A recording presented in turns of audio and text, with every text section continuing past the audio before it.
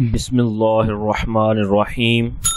حضرت ابو ہریرہ رضی اللہ تعالیٰ عنہ فرماتے ہیں کہ رسول اللہ صلی اللہ علیہ وسلم نے فرمایا کہ ایک شخص تھا، اس نے کبھی کوئی نیکی نہیں کی تھی، لیکن جب وہ لوگوں سے لین دین کرتا تو اپنے ایجنٹ سے کہہ دیتا کہ دیکھو جو آسانی سے مل جائے وہ لے لینا، اور جس مال کے لینے میں عسرت اور تنگی ہو اس کو رہنے دینا اور درگزر کر دینا۔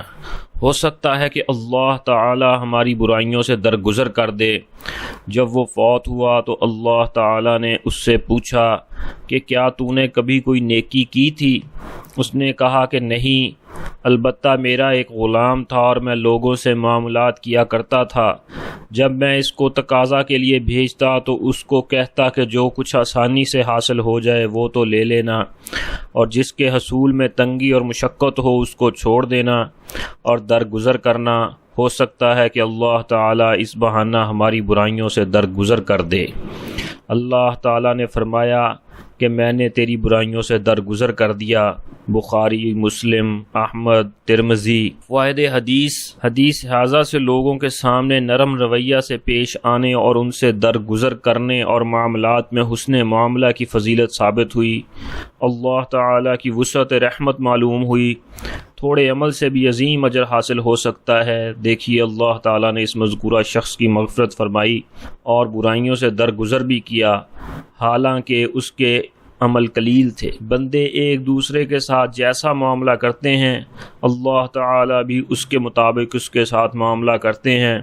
چنانچہ جو شخص سنگ دل ہو اور درست رو ہو تو اللہ تعالیٰ بھی اس کے ساتھ ویسا ہی معاملہ کرتے ہیں، اور جو شخص دوسروں کے ساتھ آسانی والا معاملہ کرتا ہو اور ان کے ساتھ شفقت اور مہربانی سے پیش آتا ہو تو اللہ تعالیٰ بھی اس کے ساتھ ویسا ہی سلوک کرتے ہیں۔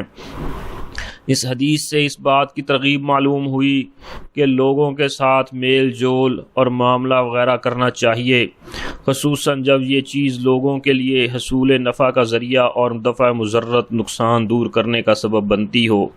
اللہ رب العزت مجھے، آپ کو اور پوری امت مسلمہ کو حضور نبی کریم خاتم النبیین صلی اللہ علیہ وسلم کے طریقوں کے مطابق اللہ رب العزت کے حکموں کو پورا کرنے کی توفیق نصیب فرمائیں، آمین۔